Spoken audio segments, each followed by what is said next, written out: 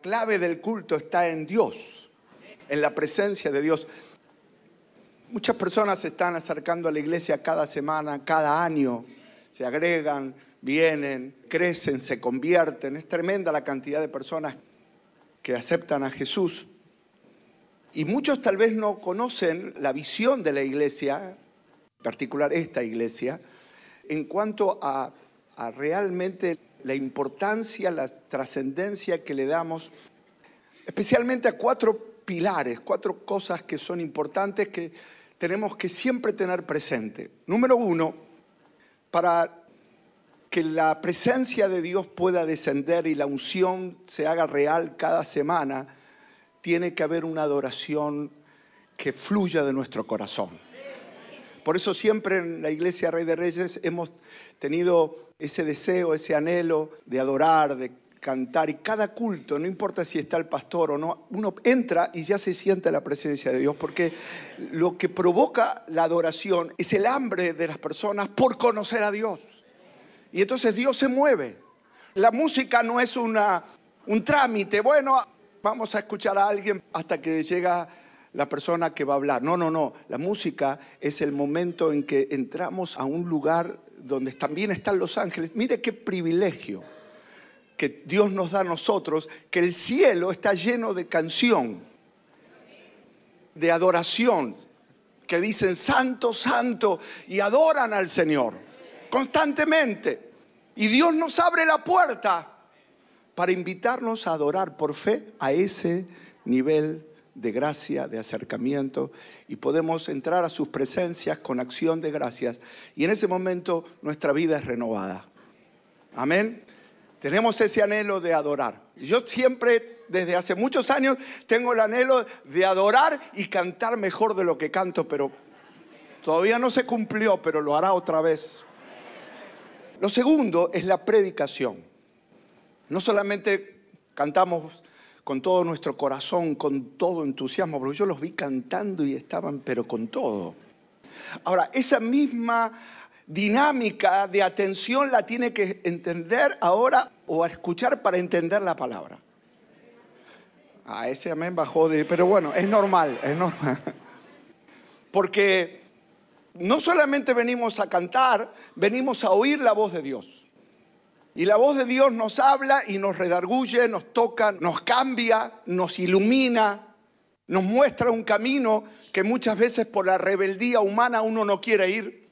Y ese mismo entusiasmo, por eso la Biblia habla que debemos oír, pero prestarle atención a la palabra, de tal manera que no seamos oidores, sino hacedores. Oidores, pero también que nuestro corazón sea ministrado, sea sensible, humilde, para escuchar la voz de Dios, porque no es la voz del pastor, es la palabra de Dios que va a ser revelada a nuestros corazones. Entonces, una dinámica de adoración. Sabemos que en nuestra iglesia siempre va a haber adoración, siempre, cada culto va a haber adoración. La presencia de Dios se va a manifestar. Y segundo, va a haber ese mismo entusiasmo para oír la palabra de Dios. Tercero, ese mismo entusiasmo, esa misma dinámica, también tiene que estar canalizado en el tercer pilar, que es la evangelización. Porque no tenemos que ser un grupo de personas muy felices, muy contentos dentro de las 4 paredes, sino que tenemos que salir, porque afuera de este lugar que parece un lugar donde la gente entra y dice, pero ¿dónde estaban ustedes? ¿Cómo no los conocí antes? Es como un lugar de ánimo, donde la gente nos trata bien, donde la gente nos trata amablemente, donde nos dice bienvenido. Y uno dice, pero ¿dónde estaban? Es un mundo dentro de otro mundo. Es el mundo que vivimos, pero dentro de ese mundo está el mundo de la fe en Cristo. Los habitantes del reino de Dios, que vivimos en el mundo, pero tenemos un corazón transformado. Y venimos a la iglesia y aprendemos a adorar a Dios. Aprendemos la palabra, aprendemos a cómo conducirnos agradando a Dios cada día. Y tercero, salimos para evangelizar a las personas mientras trabajamos, mientras nos movemos, mientras vamos y mientras venimos. Nosotros vivimos y nos movemos por lo que creemos y no por lo que vemos. A veces lo que vemos es preocupante, pero lo que creemos es que Dios puede cambiar las circunstancias. Entonces, justamente, muchas circunstancias, como sucedió en la vida de Esteban, un hombre lleno de fe, lleno del Espíritu Santo. ¿A cuántos se acuerdan de las características de Esteban? Ese hombre lleno de gracia, lleno del Espíritu Santo, lleno del poder. Ese hombre terminó siendo una de las primeras héroes que dieron su vida por el Señor, que le creyeron tanto a Dios que dijeron: en realidad no importa lo que van a hacerme los hombres, pero estoy viendo a Jesús sentado a la diestra del Padre. A partir de ahí vino un gran avivamiento. Ese fue el punto. A veces una circunstancia difícil es un punto de quiebre para un gran despertar. Y muchos están pasando momentos críticos, difíciles, inimaginables, indescriptibles. Pero crea que Dios está ahí. En ese lugar difícil te va a acompañar. Y de ese lugar difícil te va a sacar. Amén. Porque Dios es el Dios que comienza y el Dios que termina. Muchas veces nosotros tenemos fe para comenzar a creer, aceptar a Cristo. Tenemos fe para ver lo que Dios va a hacer con nosotros y que tenemos vida eterna y todo lo que es el plan de Dios. Pero muchas veces nos falta la fe de la mitad, la fe del tránsito. Porque Dios es un fe que te permite empezar, te permite tener una visión y te dice, claro, esa es la meta, llegar a ser como Cristo, llegar a crecer hasta la medida, la estatura de la plenitud de Cristo, ser usados por Él, recibir la gloria de Dios, ser bendecido. Esa es la meta. Pero en el tránsito, y muchos fallan en esa fe del medio, se enfrían, se llenan de dudas, dicen, Dios me dejó. Claro, el Señor le dijo a José, vas a hacer, y le mostró la visión. Ahí estaba la fe. Señor, te creo. Era adolescente, un poquito más que adolescente. José, uno de los hijos de la promesa de Israel, de Jacob. Y Dios le mostró lo que iba a llegar a ser. Y él tuvo la fe y se lo compartió a los hermanos. O sea, tuvo la fe para creerlo, tuvo la fe para ver hasta dónde Dios lo iba a levantar, que terminó siendo el segundo en altura, casi en poder en ese mundo de esa época. Pero Dios no le dijo, no le aclaró todo lo que iba a transitar. Le dijo, vas a llegar ahí. Y él dijo, lo creo.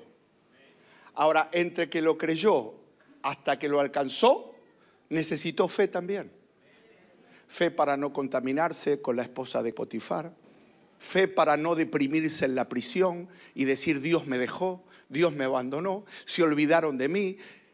El compañero de prisión le dijo, cuando salga de acá me voy a acordar de vos. ¿Cuántas personas alguna vez le dijeron, yo me voy a acordar de vos, queda tranquilo, te voy a ayudar, dame tu teléfono? Todavía está esperando hace 30 años que lo llame, ¿no? Y ahí está la fe que uno la va perdiendo. Y es la fe del medio. La fe que está también, es la misma fe. Lo que pasa es que es la fe de atravesar las circunstancias. La soledad, el rechazo, la violencia. Y usted dice, pero Señor, si me prometiste esto, ¿por qué me golpean? ¿Por qué me despiden? ¿Por qué tengo este problema? ¿Por qué este problema de salud? ¿Por qué mi hijo es rebelde? ¿Por qué hay divorcio? ¿Por qué todo eso? Y uno siente que hasta quiere abandonar la visión. Empezó bien y está terminando mal. Que Dios te dé esta mañana la fe para continuar. La fe del medio. Es para que lo entienda.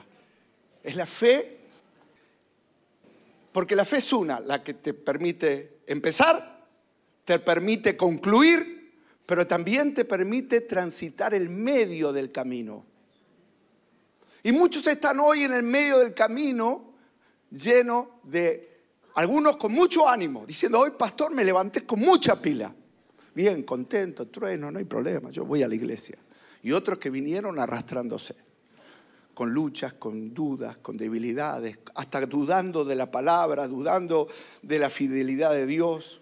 Pero quiero decirles que Dios es un Dios que te da fe para empezar, te da fe para avanzar y te da fe para llegar. Las tres etapas. Las tres etapas.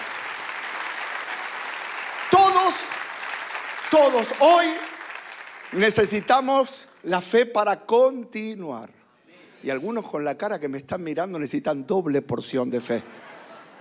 Triple porción de fe. Porque están necesitando una intervención de Dios en todas las áreas. Por eso Dios te da esa palabra diciendo, el que comenzó la buena obra la va a completar.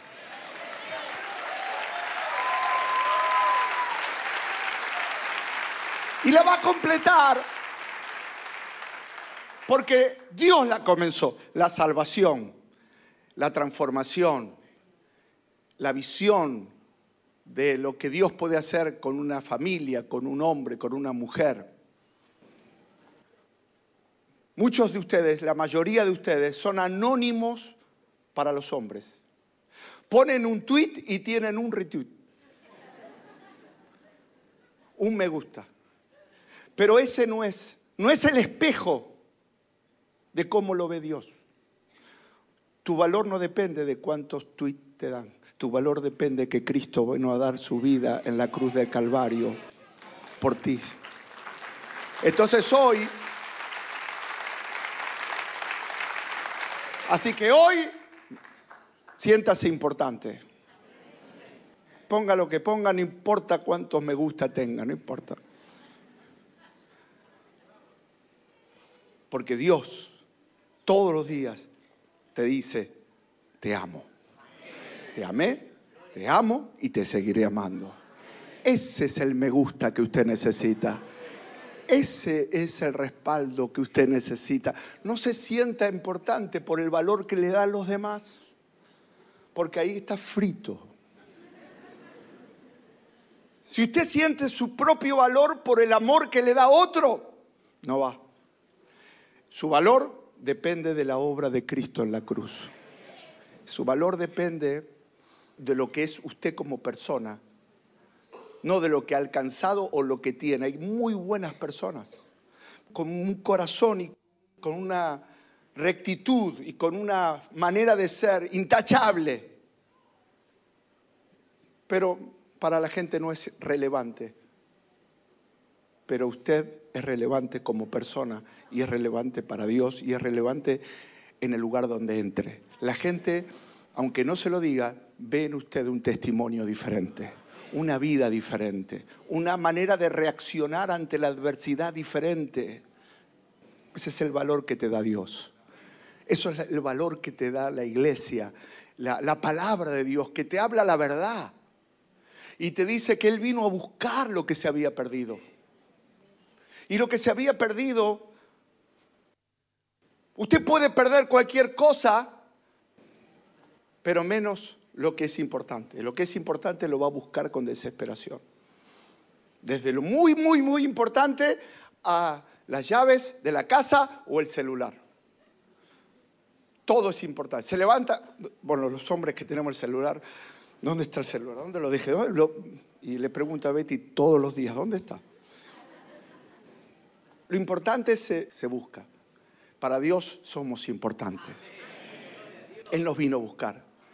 Él vino a buscar lo que se había perdido para darnos vida y vida en abundancia, vida eterna. La palabra abundancia en el griego es una palabra que es añadir sobre añadir. Es tener de más. Tener de más. Tener mucho. Tener demasiada vida en nuestro corazón. ¿Cuántos quieren experimentarlo? Es la vida de Dios. Amén. Se acordó todo, pero espero que se acuerde. o que le anote o que lo guarde en su corazón, porque son palabras que habla la palabra de Dios. Lo importante en la iglesia es que uno muchas veces, especialmente en países como Argentina, que hay una tradición religiosa, una tradición cristiana, uno cree que conoce a Cristo por lo que le dijeron cuando era chico, cuando le dijeron los padres. Pero realmente el conocimiento de Cristo nace de un encuentro. De un encuentro en el que toma la iniciativa Dios. Porque lo más hermoso de la vida cristiana es que yo no acepté a Cristo. Cristo me amó primero e hizo todo lo posible. Cuando usted vino a la iglesia o de la manera que alguna vez se acercó al Señor, no fue su iniciativa, es que alguien en algún momento tomó la iniciativa de ir a buscarlo. Y eso de ir a buscarlo no fue solamente por iniciativa de ese instrumento que Dios usó, porque recuerden también la semana anterior, estuvimos hablando de un hombre llamado Juan. Y dijimos que Juan el Bautista, dice la Escritura en el libro de Juan, hubo un hombre llamado Juan. Y ese es Juan el Bautista. Y ese hombre fue usado para anunciar la luz, anunciar al Cordero, decir, este es el Cordero de Dios que quita el pecado del mundo. De este hablaba yo. Cuando la Biblia dice había un hombre que dio testimonio de la luz, el Señor está marcando o está estableciendo un método para poder transmitir el mensaje. El ángel podía haber intervenido, el que anunció a los pastores que Jesús iba a nacer. Esos ángeles podían haber descendido y podían haber anunciado, Jesús nació, con su manera angelical de hacerlo. Pero no lo hicieron. Dios podía haber escrito en el cielo con su dedo, nació el Mesías en Belén, pero no lo hizo. Lo que hizo fue levantar hombres, darles un testimonio, darles un poderoso encuentro y a través de ahí cambiarlos y usarlos. El Señor tiene un propósito para tu vida, tiene un propósito en el lugar donde estás y tiene un propósito para que escuches esta palabra, porque Él es el que quiere que des testimonio. Pero no podemos dar un testimonio de lo que no tenemos. No podemos compartir lo que no sabemos. No podemos hablar de lo que no conocemos. Y oro para que Dios te dé el testimonio de sanidad, de transformación, de unidad familiar, de todo lo que necesitas. Pero el testimonio más grande es acá, en el corazón. Vivir esa fe que hablamos recién. La fe que nos permite conocer a Cristo, mantenernos firmes y terminar en el lugar donde Dios nos quiere usar. Hoy voy a hablarles de cómo empieza, cómo se produce ese encuentro. Ese encuentro es una iniciativa divina. Y este caso es el caso de Saulo. En capítulo 9 del Evangelio estuvimos viendo el Evangelio, o mejor dicho, el libro que escribió Lucas de los Hechos, narrando la vida primitiva. Y quiero simplemente mencionar algunas cosas nuevas que no mencioné la semana pasada, porque estamos hablando de la conversión más relevante de la historia de la fe. La conversión de Saulo, ese hombre se transformó en un testimonio clave. Ahora vamos a ver cómo se convirtió, cómo Dios tomó la iniciativa a través de los versículos bíblicos que vamos a compartir. Y justamente cuando uno ve ese testimonio tan poderoso, transformador, se da cuenta que tenemos un Dios poderoso, un Dios vivo, que nos puede dar a nosotros ese poderoso encuentro con Él. Si usted le pide, Señor, porque Él es una persona, yo quiero tener un encuentro contigo. yo quiero realmente tener un encuentro contigo, usted va a tener un encuentro con Él. Porque Dios vino a traer la oportunidad, a través de Cristo y de la sangre de Cristo, que tengamos un encuentro con Dios. Mire qué hombre fue el que Dios transformó. En el capítulo 9, este hombre escribió la mayoría de los libros del Nuevo Testamento por revelación. Aparte era un hombre estudioso y fariseo, como vamos a leer. Pero el Señor lo llenó del Espíritu Santo. Y cuando se convirtió Saulo, fue a la casa donde Dios le dijo que espere allí en Damasco. Y vino un hermano de la iglesia llamado Ananías, que no era pastor, que no era ministro, que no tenía credenciales, que era una persona anónima, que era una persona más, pero que tenía algo diferente. ¿Sabe qué era? Tenía la presencia de Dios. Y Ananías fue, y cuando lo vio ciego, porque quedó del resplandor, sus ojos quedaron ciegos, hasta Damasco, hasta la ciudad que iba a llegar a arrestar a los cristianos del camino del Señor. Pero salió de una manera y volvió convertido en el camino, transformado, y ya no podía ver. Entonces Ananías estaba orando y sabía todo de lo que Saulo iba a llegar a Damasco para arrestar a los primeros cristianos. Y Saulo estaba orando. Yo me imagino que le habrá dicho: Señor, heme aquí. ¿Qué quieres que haga? Y el Señor le habló y dijo: tengo una misión para ti, Ananías. Ve a donde está Saulo, porque te espera. ¿Qué? ¿Quién? Ese que es un peligro para todos nosotros, sí, ese. Pero ya no es el mismo, yo lo cambié. Y es necesario que vayas y ores por él. Oró por él, recibió el Espíritu Santo. Fue lleno del Espíritu Santo y en el momento que recibió el Espíritu Santo, los ojos se abrieron, el entendimiento de Saulo se abrió. Y entendió todo. Entendió la palabra del Antiguo Testamento, pero ya no la ley, sino que el Antiguo Testamento reflejaba la gracia que Dios iba a traer a través de Jesucristo. El sistema de sacrificios reflejaba la cruz. Y él lo entendió todo, lo entendió todo. Hoy el Espíritu Santo te va a tocar y te va a hacer entender todo. Usted dice: pero yo no entiendo, pastor. Pero viene la unción, viene el fuego, viene la presencia y lo entiendes. Porque Él te ayuda, Él te da entendimiento, Él abre los ojos. ¡Wow! Tremendo.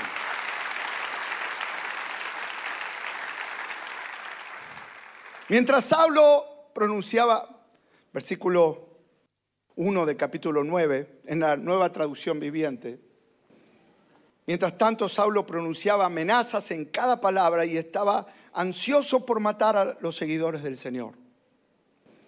Así que acudió al sumo sacerdote, le pidió cartas dirigidas a las sinagogas de Damasco para solicitarles su cooperación en el arresto de los seguidores del camino. Ahora, quiero que me preste atención en un momento, esa palabra camino.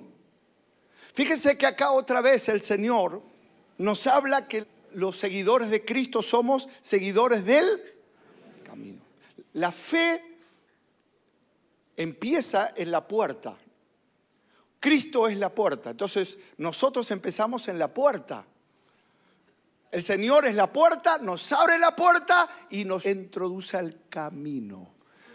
La forma en que catalogaban a los primeros cristianos era los seguidores del camino. Por eso a lo mejor usted alguna vez escuchó: yo sigo el camino del Señor. Por supuesto el mundo lo dice de una manera despectiva, ¿no? Pero está la Biblia. Y para ellos era un orgullo. Somos del camino. Estamos transitando los pasos del Maestro. Nos cuesta horrores, pero nos lleva a la vida eterna. Cada paso que damos es un paso de fe. Cada paso que damos, Dios nos lleva de gloria en gloria y de poder en poder. ¿Cuántos seguidores del camino hay? Claro, entonces usted no se queda a vivir en la puerta. Empieza, pero la puerta es un lugar de tránsito. Entramos a la puerta. Señor, es la puerta que nos abre, la puerta para que por la salvación entremos al camino. ¿Y qué hacía el enemigo? Perseguía a los seguidores del camino. Y esa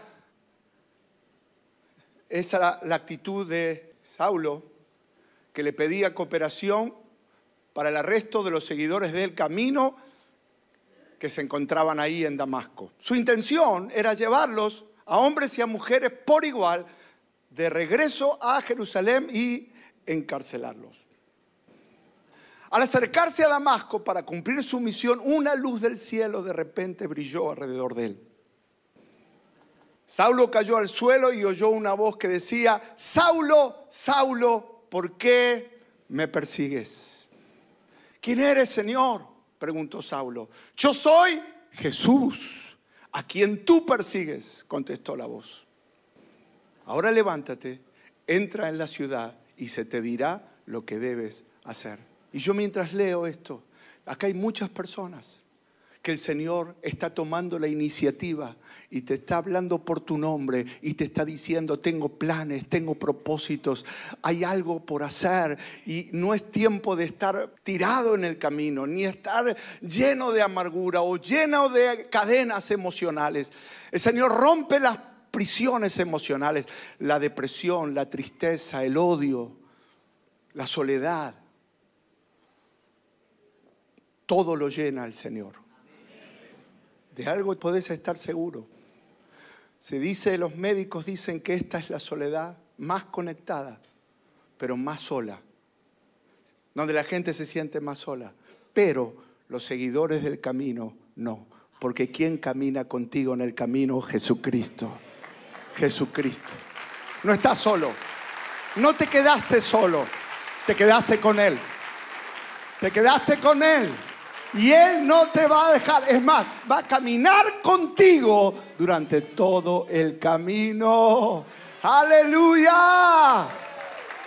¡Gloria a Dios! ¿Cuál era el razonamiento de Saulo? Y con esto termino, más o menos 3 horas más. ¿Cuál era el argumento que tenía Saulo en su rebeldía? Porque tenía argumentos. Número 1, decía: no puede un Mesías nacer en una posición social como la que nació este hombre que dice ser Jesús. No puede ser que se haya criado en Nazaret. Ellos tenían la idea de un Mesías en Jerusalén, la idea de alguien que gobierne, de otro punto de vista más político. Sin embargo, el Señor vino a reinar en nuestros corazones. Pensaba, no puede ser. Hemos oído que un Mesías haya sido crucificado en un madero.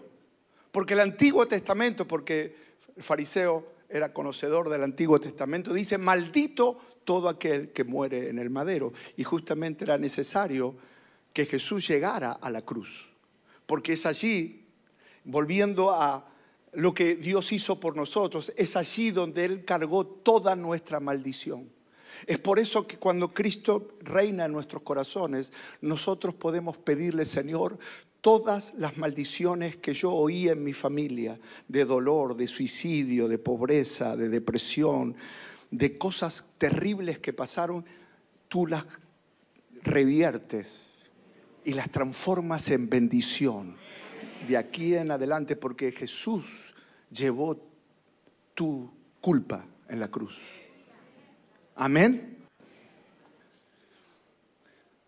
Esa es una oración personal. No quiero pasar por lo mismo, Señor. No quiero que se repita en mi generación y en las próximas lo que yo viví cuando era chico. No quiero. Quiero que haya una generación de conquista, de Josués, de gente diferente, bendecida en todas las áreas de la vida. Y también negaba que los discípulos afirmaban que habían visto al Jesús resucitado. Negaba Nazaret como un centro de lo que era la vida de Jesús. Negaba que Jesús naciera en un lugar así. Negaba que no tuviera una altura social. Negaba que la cruz, nadie podía morir en una cruz, era una persona maldita. Y tercero o cuarto, también negaba el argumento de los discípulos diciendo, están inventando que resucitó. Entonces, Saulo estaba lleno por esos argumentos de rebeldía hacia Dios. La rebelión es parte de esa humanidad que tenemos nosotros, es parte de la naturaleza. La naturaleza humana está llena de rebeldía y la misericordia de Dios está en el corazón de Dios. En nuestro corazón está la rebeldía y en el corazón de Dios está la misericordia. ¿Por qué no le decimos esta mañana, Señor, te entrego mi rebeldía, dame tu misericordia? Porque eso es lo que pasó con este hombre que, para que ustedes entiendan lo que es la misericordia de Dios. En Hechos capítulo 3 dice que Saulo asolaba la iglesia, entrando casa por casa, arrastraba a los hombres y mujeres y los entregaba a la cárcel. Estaba lleno de odio, lleno de rebeldía, no quería saber nada con el camino del Señor, no quería saber nada con Dios. En Hechos 26:11 dice, y muchas veces castigándolos en todas las sinagogas, los forcé a blasfemar. Eso es lo que hacía él. Enfurecido sobremanera contra ellos y los perseguía hasta las ciudades extranjeras. Estaba ciego de rebelión, estaba ciego de odio. Pero Filipenses 3, capítulo 5, Pablo cuenta su testimonio y lo vamos a leer también en la Nueva Traducción Viviente, para que ustedes entiendan. Dice, fui circuncidado cuando tenía 8 años de vida. Soy un ciudadano de Israel de pura cepa y miembro de la tribu de Benjamín, un verdadero hebreo como no había habido otro. Fui miembro de los fariseos, quienes exigen la obediencia más estricta de la ley judía. Era tan fanático que perseguía con crueldad a la iglesia y en cuanto a la justicia obedecía la ley al pie de la letra. Antes creía que esas cosas eran valiosas, pero ahora considero que no tienen ningún valor debido a lo que Cristo ha hecho en nuestras vidas. ¿Cuántos dicen amén? Amén. Así es, que todo lo demás no vale nada cuando uno se compara con el infinito valor de conocer a Cristo Jesús, mi Señor.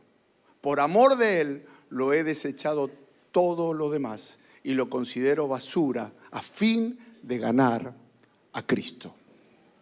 Cuando uno lee estas palabras de Pablo, se da cuenta que era un hombre preparado, era un hombre que se había preparado toda una vida para obedecer la ley del Antiguo Testamento, que negaba, por supuesto, abiertamente, contundentemente, que Jesucristo era el enviado de Dios. Sin embargo, tuvo un encuentro con el Señor y todo su orgullo, toda su preparación, todo lo que él pensaba importante de su manera de agradar a Dios. Él decía, yo toda mi vida cumplí la ley al pie de la letra, pero cumplía la ley y estaba lleno de odio, lleno de rebeldía y se alegraba cuando veía a la gente sufrir. Y dice que todo eso lo dejé atrás cuando tuvo un encuentro con Cristo.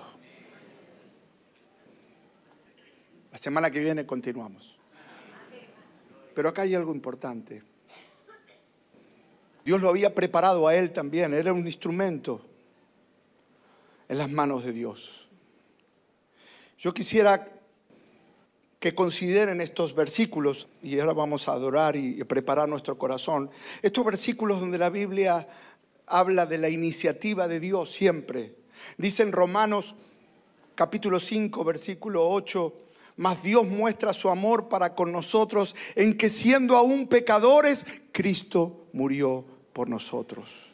En primera de Juan 4:10 dice: en esto consiste el amor, no en que nosotros hayamos amado a Dios, sino que Él nos amó a nosotros y envió a su Hijo en propiciación por nuestros pecados. Propiciación es para perdonar, para derramar su sangre.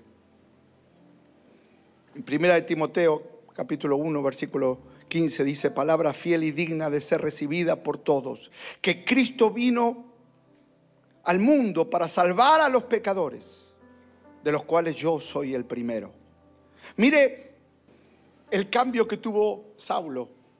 Él decía: soy estricto, yo agrado a Dios, yo no necesito ese mensaje del camino. Sin embargo, un encuentro con el Señor lo dejó como era que tenía que estar, diferente. No hay manera para explicar el cambio que Dios va a hacer en tu vida. Mientras yo estoy predicando este mensaje, viene a mi corazón el gozo y la alegría de saber que hoy es un día de milagros. Hoy es un día, una mañana de encuentro, una mañana donde como el apóstol Pablo decía, pensé que era importante, pensé que me había preparado, pensé que había logrado mucho, pero no había logrado nada, me había llenado de orgullo y de rebelión. Pero ahora lo entiendo, porque desde que me encontré con Él, todo eso no me interesa, porque lo que me interesa es agradarlo a Él. Hermano, a Saulo lo cambió Jesús. A Saulo no lo cambió la religión, lo cambió Jesús.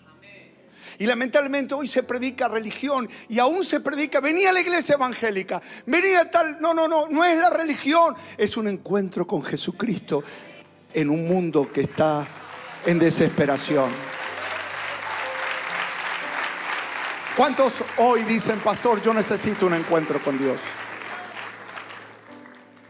Hay tres cosas importantes que suceden cuando uno va a recibir un encuentro. Número uno, primero recibe ese conocimiento de la iniciativa. Recuerden, el corazón humano está lleno de rebeldía, el corazón de Dios está lleno de misericordia. Y Dios toma lo que no es, lo que lo dañó, lo que lo ofendió, y lo salva. Incomprensible.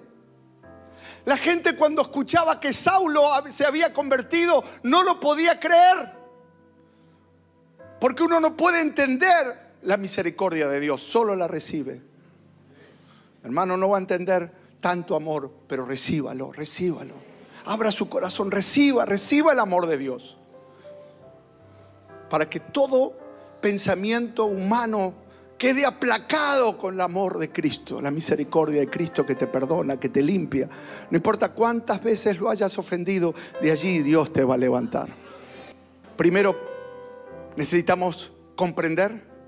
Segundo, tener convicción. Señor, ahora que comprendí tanto amor, me siento que necesito perdón. Eso lo produce el Espíritu Santo. Necesito que ese perdón que vino a mi vida en la cruz del Calvario hoy me alcance, como lo alcanzó a Saulo. Saulo cambió en un momento. Que esta sea tu mañana. Lo tercero es confesión. Señor, necesito a Cristo. Confieso que Jesús es mi Salvador. Confieso que mi humanidad no alcanza. Confieso que mis buenas intenciones no alcanzan. Necesito el perdón del Señor. Pablo estaba tan convencido de eso que dijo: si Dios tiene que perdonar a uno, o tenía que perdonar a uno, el primero soy yo. Pero solo lo produce el Señor, como esta mañana. Y no tiene que confesar a ningún hombre, sino al Señor. Así que allí donde está, cierre sus ojos. Si quiere levantar sus manos y pídale a Dios piedad, misericordia, Dios. Yo quiero tener un encuentro contigo, Señor. Yo quiero que me des la fuerza para continuar, no solo para empezar, no solo para llegar a la meta, sino que ahora, en este momento de mi vida, dame fuerzas. En este momento del camino estoy sin fuerzas, estoy cansado. Estoy necesitando que, así como interveniste en la vida de Saulo, así lo hagas en mi vida, Señor. Cámbiame, lléname. Así como usaste a Ananías para que tu siervo sea lleno del Espíritu Santo, así también hoy necesito, Señor, el Espíritu Santo. Necesito el Espíritu Santo. Necesito que el Espíritu Santo venga a mi vida ahora, Señor. Gracias, Dios. Mire cómo el Señor puede usar a cualquier persona que, como hoy, tiene un poderoso encuentro en cualquier ámbito de la vida. Después de la conversión, en el capítulo 9, versículo 10, dice: entonces había en Damasco un discípulo llamado Ananías, a quien el Señor le dijo en visión: Ananías. Y él respondió: heme aquí. Y el Señor le dijo: levántate y ve a la calle que se llama Derecha y busca en casa de Judas a uno llamado Saulo de Tarso, porque he aquí ora. Antes decía: he aquí. Está lleno de odio, está lleno de planes malos. Ahora, después del encuentro, oraba, como usted. Prepara su corazón. Estaban en una casa orando y el Señor usó a un discípulo, no a Pedro, no a Bernabé, no a los conocidos. Había un discípulo, uno de la iglesia allí de Damasco. Y dice la Escritura, versículo 17: fue entonces Ananías y entró en casa y poniendo sobre él las manos dijo: hermano Saulo. Ya lo llamó hermano porque su vida había cambiado. Hermano Saulo, el Señor Jesús, que se te apareció en el camino por donde venías, me ha enviado para que recibas la vista y seas lleno del Espíritu Santo. Y en el momento cayeron de los ojos sus escamas y recibió la vista instantáneamente. Y levantándose, fue bautizado. Todo junto. Se convirtió, se arrepintió, fue lleno del Espíritu Santo, fue bautizado y siguió el camino del Señor. Ahora, Dios lo empezó a usar. Dios lo empezó a usar. Pero sería lindo que lea todas las historias, justamente todas las luchas, porque los sacerdotes que antes eran sus colegas, ahora se transformaron en sus perseguidores y lo perseguían a él. Así que pasó por azotes, por cárceles, por hambre, por tormentas, pero ahí estaba. Empezó bien, continuó bien y terminó mejor. Llegando a la meta, predicando a Cristo, conociéndolo a Él. ¡Gloria!